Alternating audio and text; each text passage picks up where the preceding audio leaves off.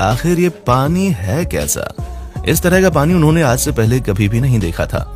इनका कहना है कि जमजम के पानी के मॉलिक्यूल्स को माइक्रोस्कोप से देखा ही नहीं जा सकता। जमजम का पानी इतना ज्यादा ताकतवर है कि इसके मॉलिक्यूल्स को देखने के लिए और इसके क्रिस्टल्स बनाने के लिए जमजम पानी की एक बूंद को नॉर्मल पानी की 1000 बूंद के साथ मिलाना होगा, तब जाकर इसके मॉलिक्यूल्स माइक्रोस्कोप में देखे जा सकते हैं और इसके क्रिस्टल्स बनाए जा सकते हैं।